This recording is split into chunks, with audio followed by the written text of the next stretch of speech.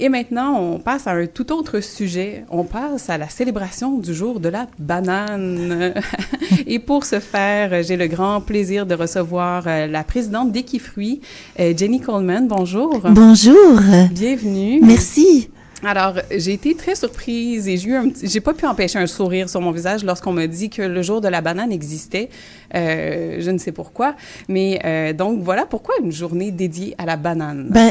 Honnêtement, c'est une excellente question parce qu'il y a peu à célébrer sur la banane. Je sais pas si c'était un pitch de marketing d'une des grandes entreprises bananières. Mais malheureusement, l'histoire de la banane en est une triste. Équifruits s'est donné la mission de changer cette histoire. Oui, il y a peut-être eu un modèle d'affaires au dernier siècle, mais nous, on représente un modèle d'affaires du commerce équitable pour le 21e siècle. Donc, on peut plutôt célébrer peut-être la journée de la banane équitable dans ce cas-ci. Oui, ça serait mieux. On doit faire un renouvellement de cette marque-là. De ce titre-là. Oui, tout à fait. Quand c'est équitable, on préfère cela, évidemment. Et on se doute que ce fruit-là a une importance pour Équifruits, puisqu'il s'agit du fruit le plus consommé dans le monde. Donc, tout à fait. Ça peut être inquiétant, justement, considérant que la majorité des cultures de bananes ne sont pas équitables ou ne sont pas gérées au mieux. Par curiosité, combien de bananes sont consommées annuellement? Est-ce que vous savez? Écoutez, au Canada, c'est le fruit le plus consommé. On en consomme chacune 15 kilos. Puis imaginez-vous, c'est quoi le deuxième fruit? On dirait que je le sais pas. C'est la pomme. C'est la pomme. C'est ça, j'ai eu ça dans mon esprit, mais je n'osais pas le dire. Mais il y a un énorme écart entre les deux. Oui. 15 kilos de bananes et juste 10 kilos de pommes. Mm-hmm. Et tous les autres fruits qu'on voit à l'épicerie sont en dessous de ces 10 kilos-là. Ouais. Donc, imaginez-vous la longueur d'avance qu'a la banane sur tous les autres fruits. En termes de consommation, et moi, je serais curieuse, parmi tous ces kilos de bananes, combien sont équitables et biologiques? Est-ce qu'on est capable d'avoir des chiffres sur ça? Oui, nous, on estime que c'est à peu près 3% du marché en ce moment. Okay. Mondialement, ça n'est que 4% des bananes visées à l'exportation qui sont achetées et vendues sur des termes fair trade, équitable. Oui. Au Canada, on est un peu en dessous de cette moyenne-là. Oui, je comprends. Et donc, les bananes avec le café, le chocolat sont parmi les premiers produits équitables que moi, personnellement, j'ai pu trouver aisément quand même dans les épiceries, les marchés fruitiers. Oui. Depuis combien de temps Équifruits travaille avec les cultivateurs de bananes? L'entreprise a été fondée en 2006 par un duo mère-fille de Drummondville. Ça leur a pris à peu près 1 an et demi d'établir leur chaîne d'approvisionnement, c'est-à-dire trouver les coopératives de petits producteurs avec lesquels elles voulaient travailler, de trouver un distributeur, de comprendre tout le processus d'importation. Pardon. Et le premier conteneur est arrivé ici à Montréal en décembre 2007. La fille de ce duo-là est retournée aux études en 2010 et la mère m'a vendu l'entreprise en 2013. Et nous, la nouvelle équipe de Équifruits, on a une vision beaucoup plus ambitieuse pour l'entreprise. C'est moins pour notre entreprise et plus pour notre vision de la domination de la banane équitable, comme on le dit. Une belle domination quand même. Et justement, quel rôle vous jouez auprès des travailleuses que vous allez rencontrer là, de ces agriculteurs, ces cultivateurs de bananes?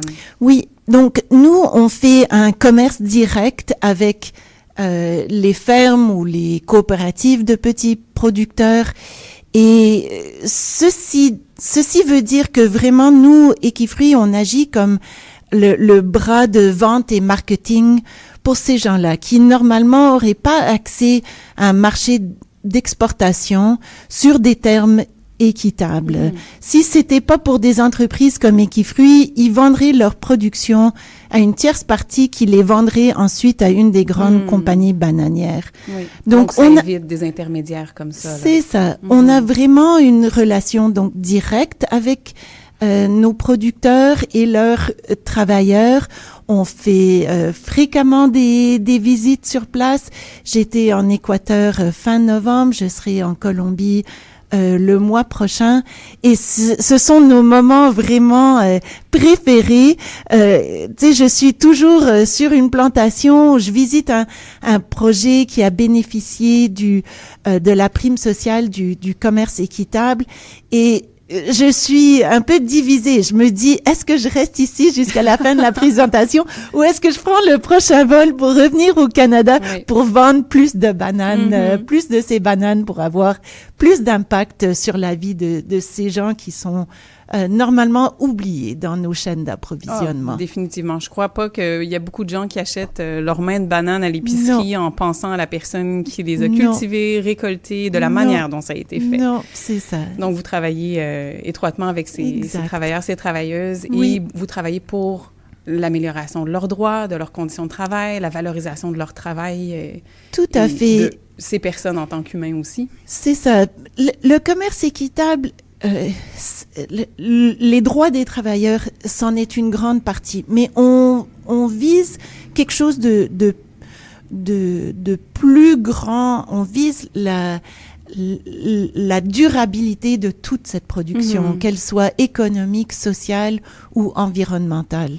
Donc, à la base, la certification Fairtrade, ça n'est pas une certification bio.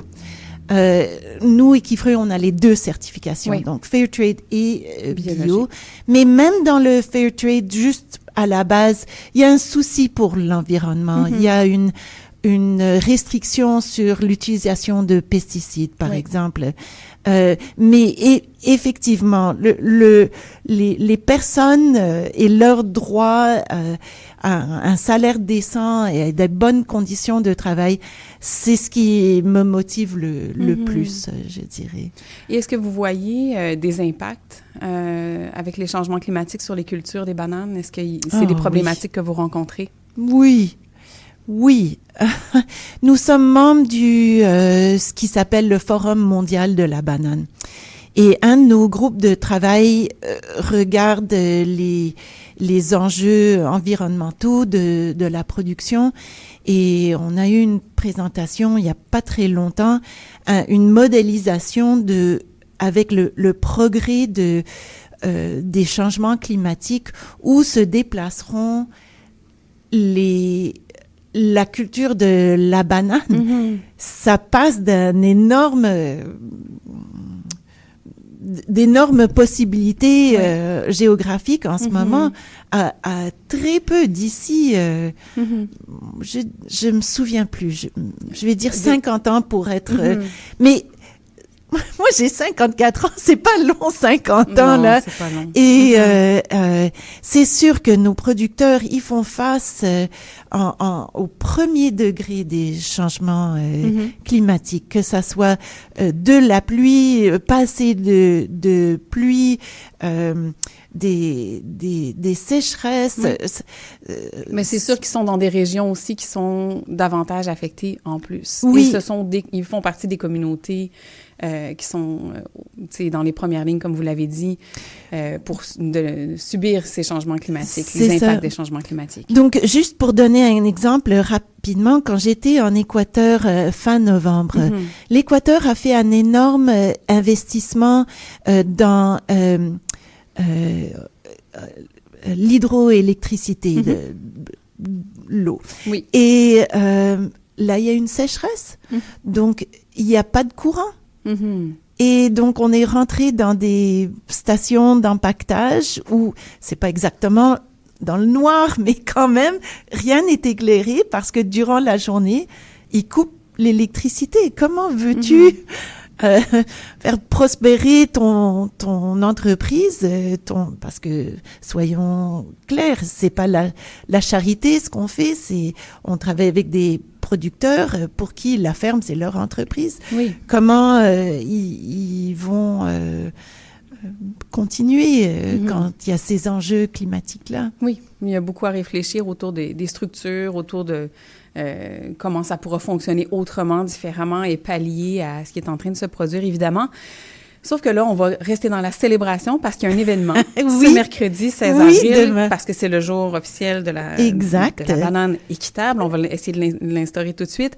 Donc, à la Maison du développement durable, à quoi est-ce qu'on peut s'attendre pendant cet événement? Oui, on va écouter un film. On a travaillé sur les sous-titres. C'est un film qui a été produit il y a à peu près 12 ans, je crois, sur l'histoire un peu triste de la banane, surtout de la violence qui l'accompagnait, des maladies qui sont dues à la surutilisation de pesticides.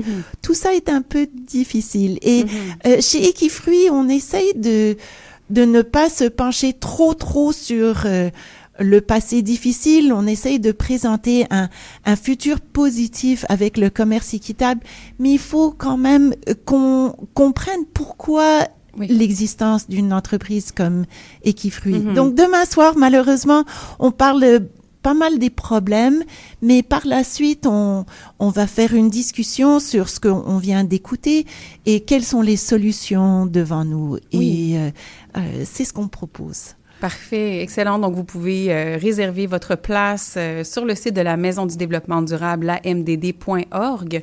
Donc, pour demain, mercredi 16 avril, pour cet événement avec Equifruit. Merci beaucoup, Jenny Coleman, d'être venue nous parler de la banane ce matin. Ben, ça m'a fait grand plaisir. Merci. Merci beaucoup.